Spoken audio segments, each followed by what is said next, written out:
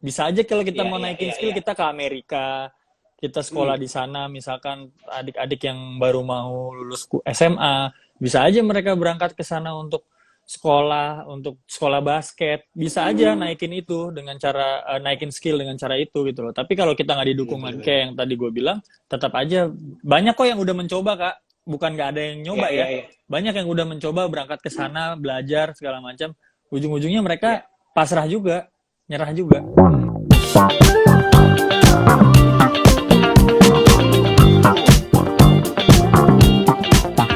Hey, Halo Kak, apa kabar? baik dong, apa kabar Kak? Baik juga dong pastinya. Lagi di mana ya? Lagi di rumah? Wus, lagi di rumah aja. Nggak main. Tadi kayaknya postingannya lagi main basket. Enggak, itu foto lama. Cuman tadi baru pulang habis terapi kan, baru sembuh dari cedera kan. Oh, cedera apaan kemarin? Calf Hati. injury. Oh, kira cedera hati. Calf injury. Mudah-mudahan nggak lama ya. Habis itu siap main lagi. Tapi teman-teman penasaran nih. Mungkin say hi dulu sama yang udah join di sini. Komentarnya mungkin bisa diabaikan ya. Ya. Cerita-cerita lama mungkin mampir di sini masih Biasa. Hari ini kita ada Daniel Wenas. Thank you udah mau join bersama CGV Kepo. Thank you for having me, Daniel, CGV Kepo. Yes. Yoi, Daniel nih kalau diundang nonton di CGV gak susah nih, teman seru nih. Kali ini mungkin ketangkap kita bikin live, tapi mau nanya dulu. Ini udah setahun pandemi, apa kabar Nil? Kabar ada yang menyenangkan dan ada yang kurang menyenangkan. Ya. Kalau yang kurang menyenangkan ini pasti nih, pandemi nih. Iya, karena pasti kan karena kemarin juga pandemi harus pindah klub, terus pas pindah klub terus cedera, ya itu kurang menyenangkan lah pastinya buat gua sebagai atlet yang berkarir di dunia olahraga. Pasti kalau nggak bisa main tuh pasti nggak menyenangkan gitu loh. Tapi ya menyenangkannya bahwa ternyata masih banyak klub yang berminat, masih banyak klub yang walaupun terkena dampak pandemi tapi masih fight buat atlet-atletnya, itu menyenangkan banget buat atlet basket Indonesia sih. Dan liganya bisa jalan kan, itu menyenangkan banget. Bener itu kan susah banget ya buat semua lini kali, teman-teman yang kerja terus biasa kerja di kantor harus WFH, bioskop harus tutup, mall juga, termasuk atlet yang biasa main kerjanya cuma main doang, bukan main doang, maksudnya kerjanya ya main basket gitu, ketemu orang gitu, terus disuruh.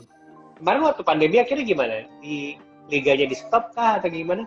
Iya, waktu itu kan kalau nggak salah bulan Maret atau April tahun lalu, memang liganya belum selesai tapi di stop. Itu juga kita agak struggle kan di situ kan, karena abis itu adanya wacana pemotongan gaji karena klub nggak bertanding dan segala macam. Tapi akhirnya kan awal tahun ini IBL-nya berjalan, jadi ya tim-tim akhirnya bisa survive lagi dan pemain-pemainnya pasti yang kena dampak positifnya. Karena dengar-dengar ada tim yang juga harus terancam tutup itu nggak sih? Banyak ada yang terancam angkat kaki, tapi habis itu ya mereka mungkin ya cari cara untuk merger atau dapat partner lain, dan akhirnya ya tim-tim sekarang ya bisa survive gitu. Nah, kemarin itu perpindahan berarti setelah season yang tertunda tahun lalu ya. Dan sekarang season baru udah mulai. Udah mulai, tapi Siap kemarin mulai. karena sudah mau ke babak playoff kan.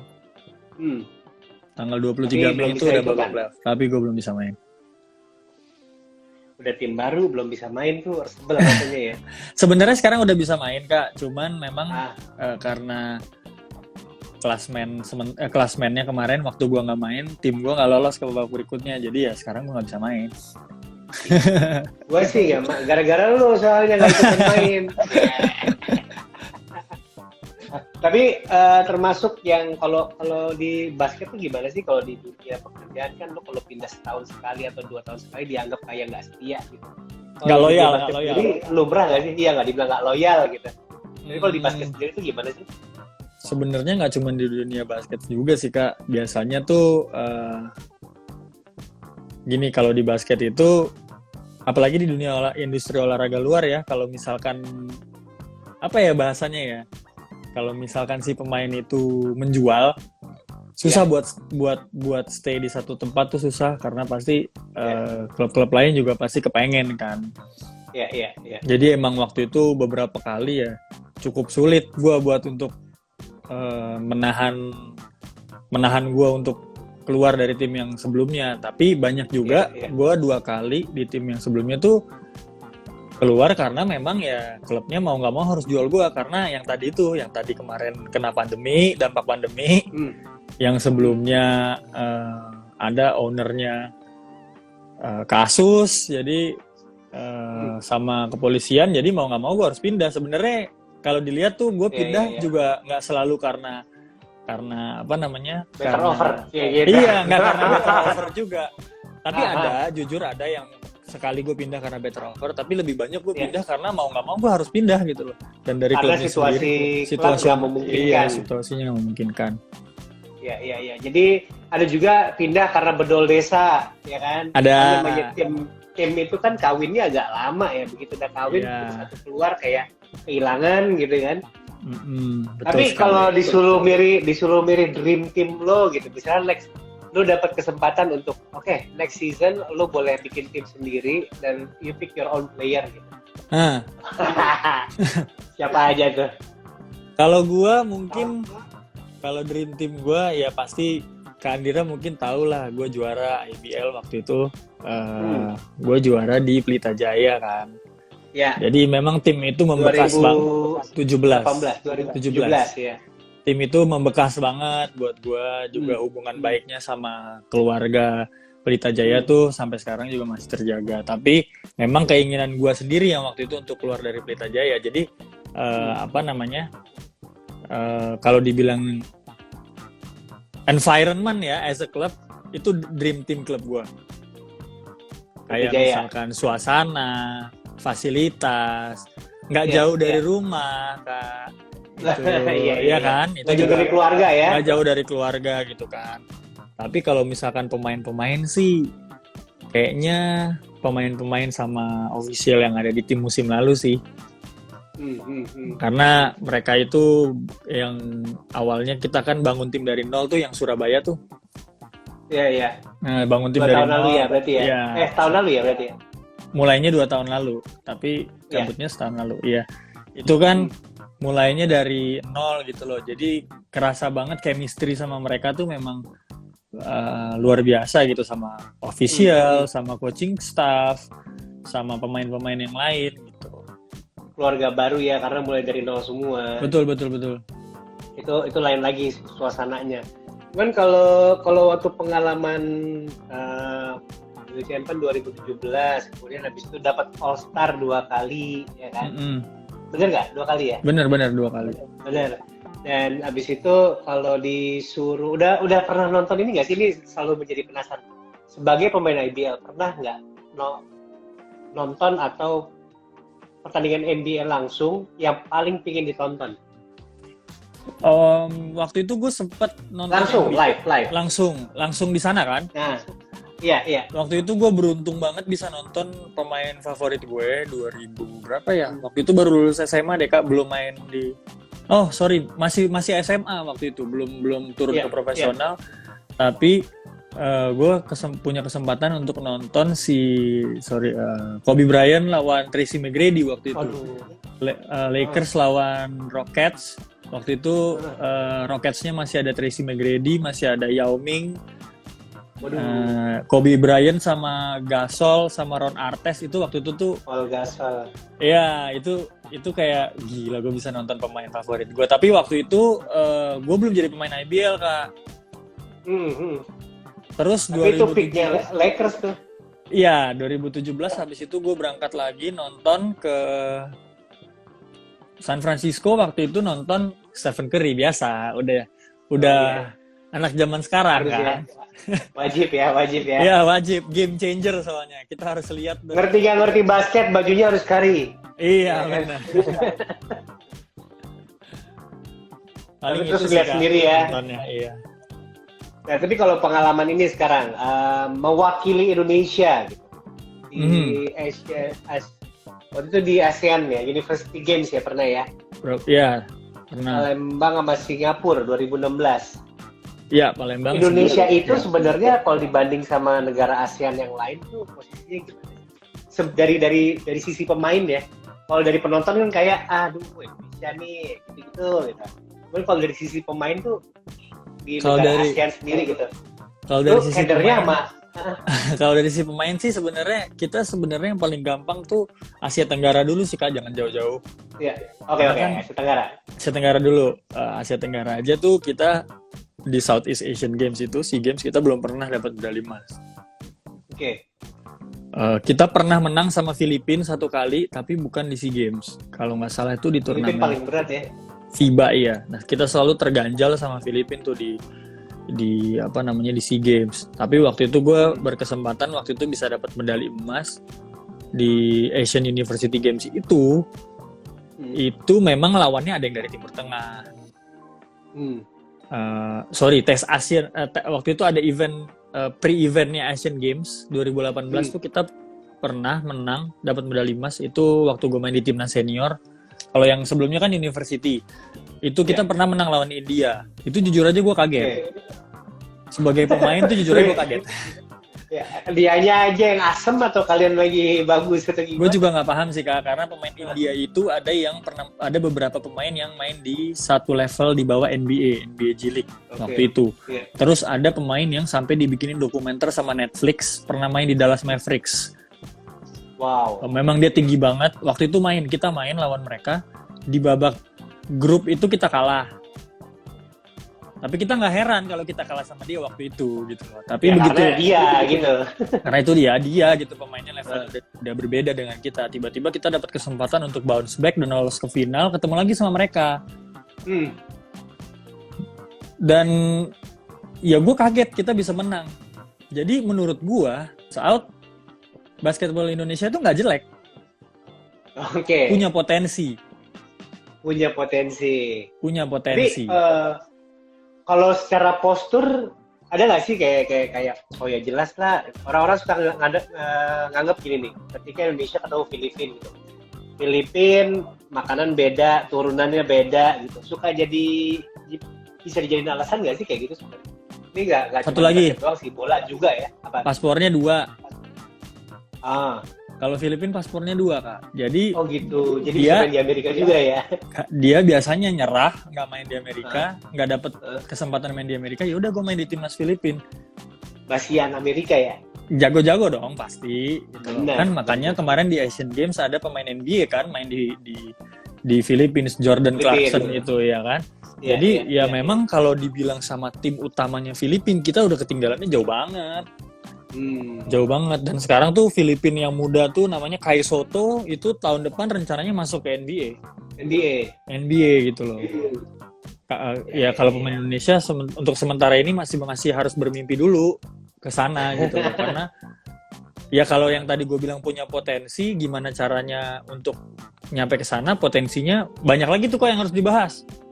Ada gimana cara membahas cara ngembangin potensi itu, nggak cuma dari pemainnya doang, dari institusinya juga, dari liganya juga, dari tim-timnya juga. Itu nggak bisa kita as a pemain, gue mau kesini, gue mau kesana, gue ke Amerika, gue mau belajar, gue mau begini, gue mau kesana, tapi kita nggak didukung sama environment yang betul, jadi sulit juga buat kita gitu loh. Jadi bisa dibilang kalau untuk masuk ke level yang lebih tinggi lagi masih banyak yang harus dibenahi, terutama environment sama juga infrastrukturnya ya. Betul. Tapi kalau level misalkan naik satu level nih di Asia aja, misalkan di Asia aja, itu sekarang bisa karena kita sekarang punya kita dapat naturalisasi beberapa pemain. Terus levelnya pemain-pemain lokal juga mulai keangkat karena ada pemain asing musim lalu main sama kita beberapa tahun. Terus sekarang kita dibantu sama pemain naturalisasi itu di timnas Indonesia gitu loh. Walaupun ya ada plus minusnya juga Kak. Jadi plus minusnya yang paling berasa adalah kalau ada pemain asing di liga, pemain lokal nggak punya panggung. Oke. Yang kedua di saat yang bersamaan bukannya mereka akan mendongkrak cara mainnya, skillnya gitu ya. Itu plusnya. Oke. Minusnya nggak dapat panggung. Minusnya nggak dapat panggung gitu loh. Nah kalau misalkan di timnas gitu loh, yang harusnya 12 pemain timnas Indonesia isinya pemain Indonesia gitu, mau nggak mau lewat lagi deh. Mau nggak mau dua pemain ya harus kita punya satu naturalisasi, satu pemain keturunan jadinya sekarang. Jadi kuotanya pemain yang bener-bener lokal di Indonesia sekarang untuk masuk timnas berkurang jadi cuma 10. Oke. Itulah plus minusnya. Ini kayak ada yang nanya nih, si Ramadhani.Ratu, menurut gimana skill? Menurutku gimana skill? Oh, skillnya katanya untuk Indonesia naik level agak kurang. Tapi ya satu faktor doang, itu masih banyak faktor lain seperti yang tadi gue bilang tadi kan. Bisa aja kalau kita mau naikin skill kita ke Amerika, kita sekolah di sana, misalkan adik-adik yang baru mau lulus SMA, bisa aja mereka berangkat ke sana untuk sekolah basket, bisa aja naikin itu dengan cara naikin skill dengan cara itu gitu loh. Tapi kalau kita nggak didukung kayak yang tadi gue bilang, tetap aja banyak kok yang udah mencoba Kak, bukan nggak ada yang nyoba ya. Banyak yang udah mencoba berangkat ke sana, belajar segala macam, ujung-ujungnya mereka pasrah juga, nyerah juga. Nggak dapet panggung juga. Bener. Tadi BTW yang lewat Eca ya? Eca Kak Indira. Days After 24. Days After 24. Iya. Lu nggak mau say hi? Salam. Itu say hi itu kan. Halo Mas. Gila tuh teman seru yang di CGV, follow Eca Days After 24. Subscribe. Oh gila. Suruh follow Days After 24.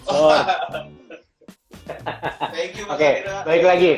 Yuks. Nah, kalau ngomongin, tadi kan ngomongin kita sama negara-negara tetangga. Kalau di Indonesia sendiri bisa dibilang nomor satunya Indonesia olahraga tuh kan sepak bola.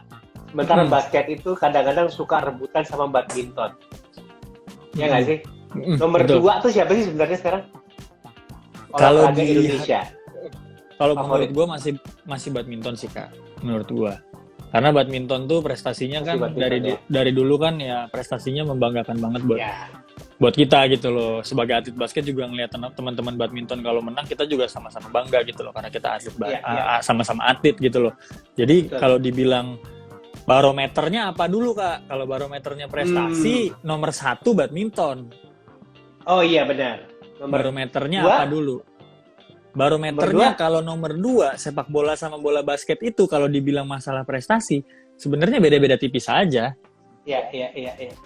Gitu. Memang kesempatan basket akan lebih banyak daripada sepak bola ya. Ada sepak bola lebih banyak. Kalau menurut gue sepak bola akan lebih mudah karena kalau pemain basket itu, kalau pelatih gue dulu pernah bilang di Pelita Jaya, kenapa dia nggak suka pemain-pemain yang nggak terlalu tinggi, karena ringnya tuh di atas Kak. Ya. Kalau sepak bola kan harusnya orang Indonesia pun nggak ada bedanya dengan orang Brazil. Bener. Sama Jepang juga mestinya. Sama Jepang dan dengan banyaknya gila berapa sih Kak kita penduduk negara kita Kak, masa sih nggak bisa nyari 11 pemain yang jago banget gitu.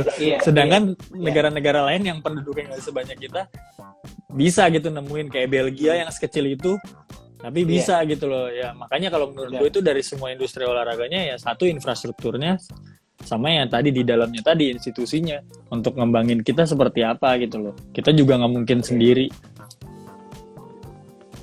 Tapi sekarang kayaknya dengan tim-tim yang attract sama sponsor, terus gue ngeliat juga environment kayak culture-nya juga ya, kayak gue ngeliat bucket list nih yang di Bogor ya. Iya, maksudnya kayak lapangan-lapangannya sekarang udah lebih standarnya naik gitu. Terus udah gitu juga fanbase-nya, penontonnya, coverage-nya di TV itu juga jauh meningkat dari sebelumnya kan? Jauh, jadi kita kita menuju ke arah yang benar lah Kak untuk membuat industri ini jadi industri yang yang baik buat bola basket Indonesia, baik tuh di semua aspek ya, maksudnya buat klub juga, buat negara juga, buat si pemain juga gitu loh. Oke. Kalau lu lihat kalau lihat lapangan Kak Andira kalau lihat lapangan-lapangan sekarang kan kayak bucket list gitu, sebenarnya butuh orang-orang gila seperti itu, Kak. Iya. Basket Indonesia tuh masih butuh orang-orang gila. Bisa ini gitu, culture loh. Ya, jadian tempat betul. ya. Betul. Karena pada dasarnya NBA kita ngomongin NBA itu kan kiblat dulu waktu gua SMP SMA juga ngikutin banget tuh zaman Bulls, Lakers, Magic Johnson, tua banget ya. Oke. Aduh, baru Magic Johnson Kak. Baru dikit deh. Karim Abdul Jabbar daripada gue sebut Karim Abdul Jabbar. Oke, kita ngomongin yang baruan deh. Aduh, Jordan ya, masa-masa 90-an awal 95 kan gue sangat ngikutin tuh Charles Barkley bla bla bla. Itu semuanya yang ke sana dan basket Indonesia tuh masih under the radar banget. Jauh banget sekarang situasinya sama sekarang gitu kan. Tapi ya sekarang itu seperti bucket list ada museumnya ya, bener ya? Gue belum pernah loh kesana. Ada museumnya. Bisa lihat di situ. Di sana sih apa ya? Culture basketnya tuh bener-bener berasa gitu. Di situ ada jersey pemain NBA, ada juga pemain-pemain local hero kita gitu loh.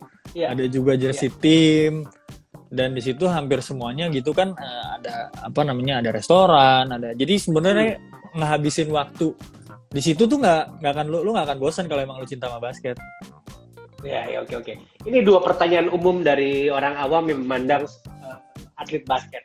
Yang pertama, sama nggak sih bisa dibilang atlet NBA nasibnya sama atlet IBL? It's about party, blinks, and girls.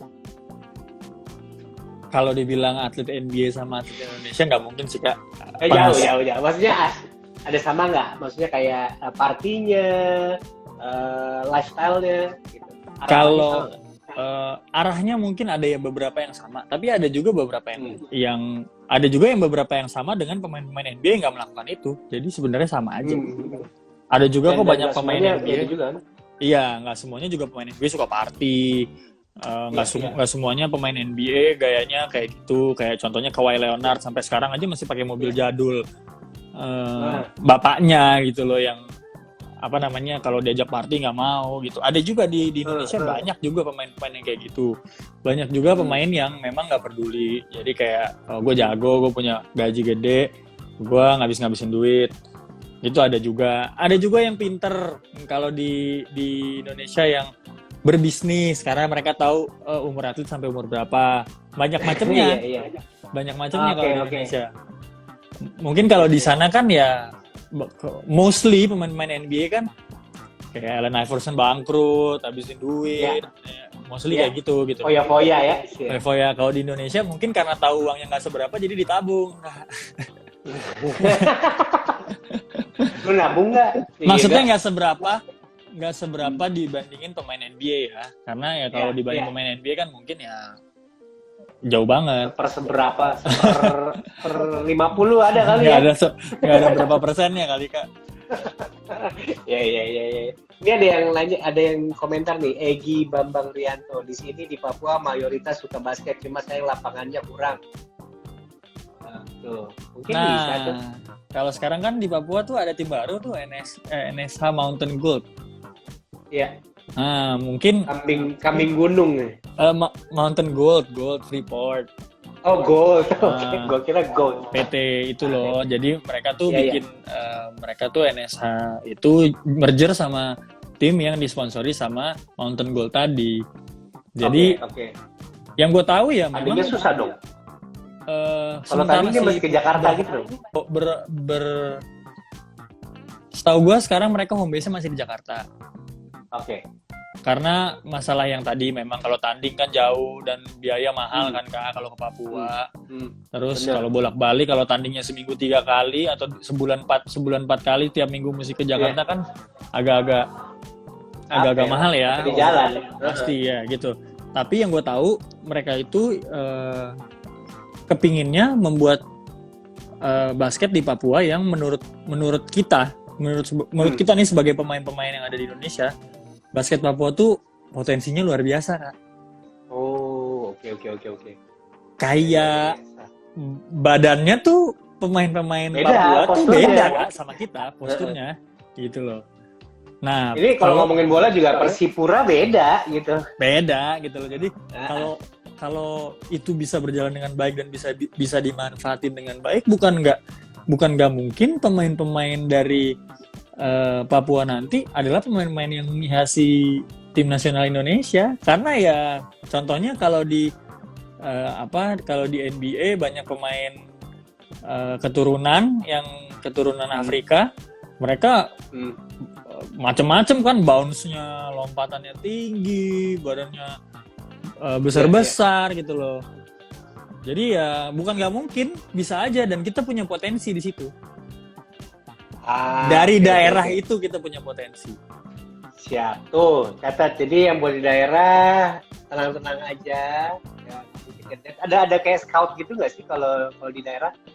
Kayak open scout gitu, pencarian, atau harus daftar kah? Ini sebenarnya masih gray area banget masalah daftar. Biasanya memang scout sih Kak yang nyari. Oh, ada si pemain ini main di kejuaraan umur berapa, akhirnya diambil. Yuk ikut latihan sama kita atau gimana. Kalau sekarang sistemnya IBL itu harus ikut draft. Oke. Jadi pemain-pemain dari Pengprov yang ada di pengurus provinsi yang ada di daerah-daerahnya masing-masing daftar ke Pengprov bisa. Nanti habis itu ikut draft, kalau memang cocok dengan pilihan sama klub-klub itu, oh si ini bagus, nanti akan diambil berdasarkan urutan yang udah sudah diatur oleh IBL gitu. Ya drafting lah ya. Draft ya. Oke. Ini ada beberapa pertanyaan dan orang-orang yang tanya lewat question box di bawah nanti bisa dapat kesempatan dapat 2 voucher dari CGV. Tapi sebelum kita lanjut lagi sama Daniel, cuma mau ngingetin aja buat teman-teman seru di rumah, jangan lupa minum 4 botol Aqua 600 ml setiap harinya selama bulan puasa atau setelah puasa. Caranya gampang kalau bulan puasa. 1 botol saat sahur, 2 botol saat buka puasa, dan setelah tarawih, dan 1 botol sebelum tidur. Karena Aqua dengan 3 perlindungannya yang menjaga sumber, mineral, dan prosesnya jaga kemenangan Ramadan. Gitu ceritanya. Jangan sampai dehidrasi, apalagi suka olahraga. Waduh. Amin.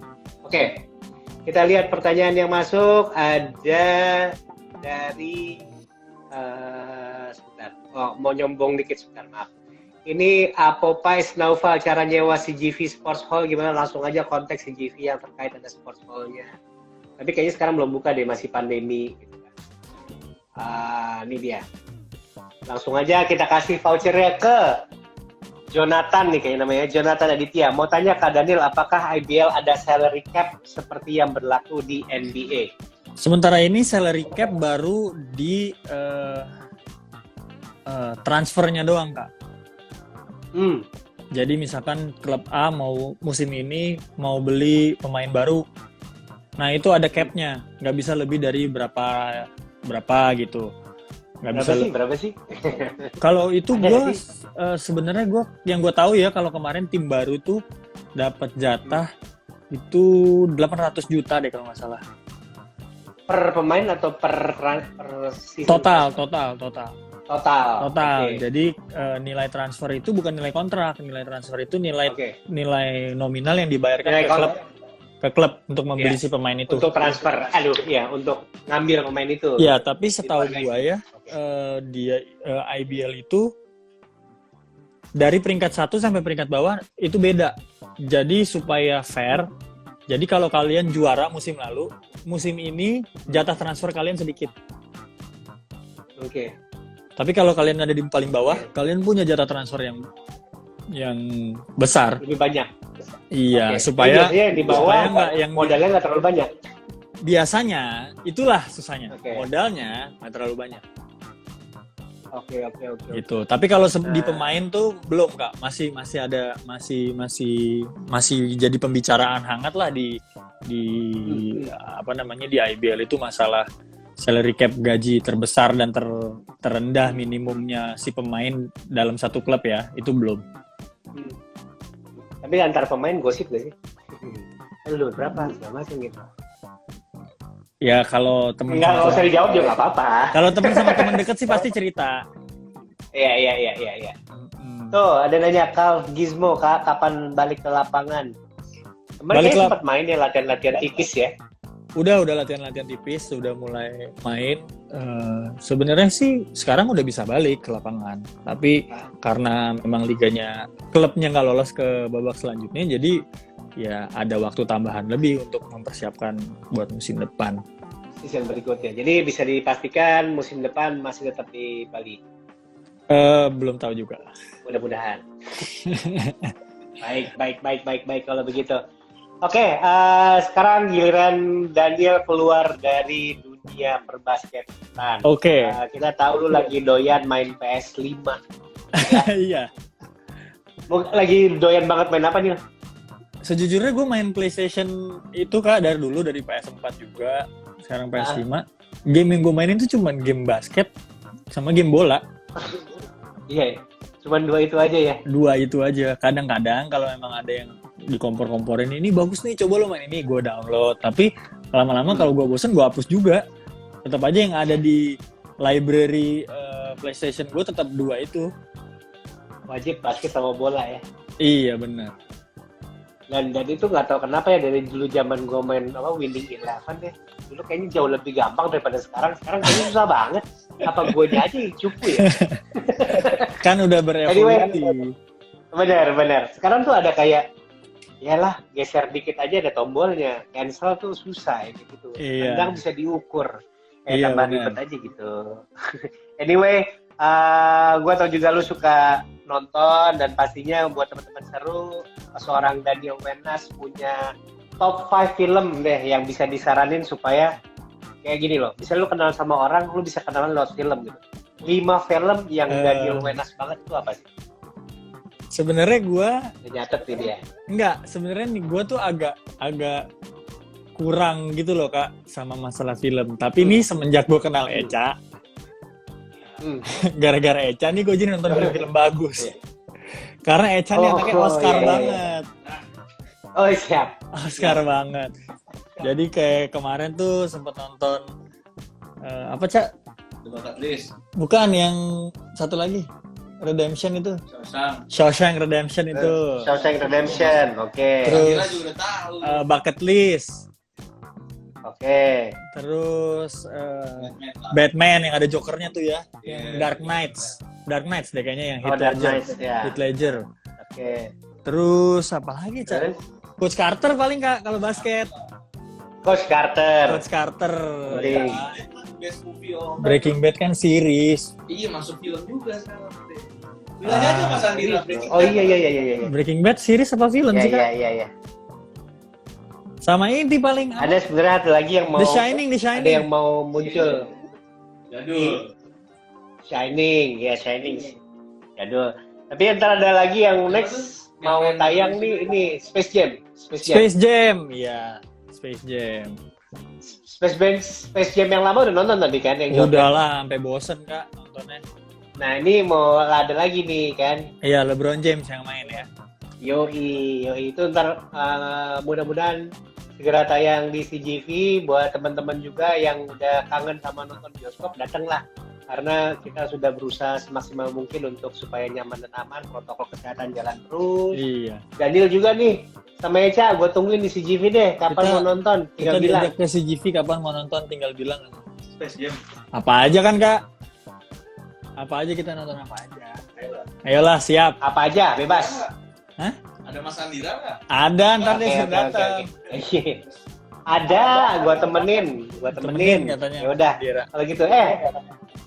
Sekarang gini, terakhir, thank you banget lu udah join di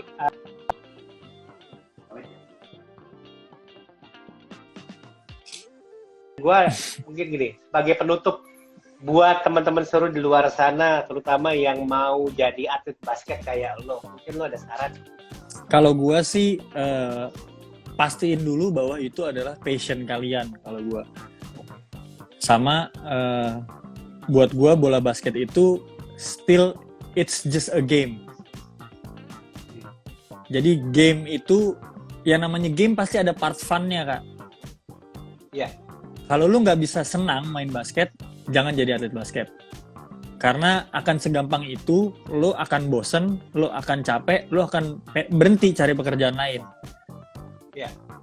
Itu. Kalau gue sih itu, karena buat gue basket itu sesuatu yang fun, bisa menghasilkan, bisa buat gue berprestasi, dan gue selalu merasakan bahwa setiap gue main basket, kesenangan gue adalah main basket. Gue bisa dari yang sedih, kalau gue lagi main basket gue bisa ya jadi senang aja, karena memang itu part yang gue selalu inget-inget bahwa kalau gue bosen atau apapun itu, gue selalu inget bahwa remember when I started gitu loh. Gue mulai ini nggak gampang, dan gue latihan berat, latihan keras dengan kekurangan gue dulu waktu gue baru mulai, tapi gue tetap seneng gitu kak. Gue nggak mengeluh gitu loh. Jangan sampai nanti kalau misalkan kalian sekarang kan, gue pengen jadi atlet basket tapi gue begini. Kalau ada tapinya aja, gue udah merasa ya lu mending gak usah jadi pemain basket. Iya gitu loh. Kayak banyak yang tanya ke gue gitu, kak gue pengen jadi pemain basket tapi gue pendek gitu aja. Gue nggak, itu aja menurut gue kayak lo harus bisa pakai yang namanya kekurangan lo itu jadi suatu kelebihan lo. Tapi itu nggak akan ada kata tapi itu menurut gue, kalau lo mau jadi sesuatu nggak bisa ada tapinya. Lo harus benar-benar 100% gitu. Jadi benar-benar lo harus menjiwai passion lo sendiri, dan fun, kata-kata fun itu jangan pernah lo cabut dari namanya olahraga bola basket, karena memang basket itu lo mulai when you started as a kid itu lo main basket karena lo senang. Bukan karena gue mau dibayar sekian ratus juta, bukan. Iya. Tapi karena lu senang. Oke. Gitu. Jadi if it's no longer fun, why bother doing it? Gitu. Yes. Gitu. Apapun itu juga sebenarnya, nggak cuma basket, lu kerjaan ya. Yes. Segala macam. Ketika lu nggak nemu funnya lagi, lu ingat-ingat pertama kali lu ngelakuin ini buat apa? Gitu. Karena apa? Itu diingat-ingat lagi. Oke, thank you. Sebelum kita cabut, kita foto dulu, kita screen capture dikit. 3, 2, sekali lagi, 1, 2, siap. Daniel, thank you. Sampai ketemu di lapangan. Sampai ketemu di CGV dulu kali. Siap, sampai ketemu di CGV. Sampai jumpa nih. Bye. Oke, thank you. Oke, buat teman-teman seru CGV yang udah ikutan di sini, thank you yang udah ikut kepoin Daniel Wenas. Jangan lupa bahwa kita akan kembali lagi CGV Kepo Spesial di tanggal 7 Mei di jam dan account yang sama. Tapi kali ini kita akan bahas interview guest paling cantik di antara 4 guest kita, yaitu Jessica Mila. Thank you Daniel Wenas sekali lagi, dan terima kasih buat teman-teman seru yang udah kepoin. Jangan lupa minum, jangan sampai dehidrasi, stay safe.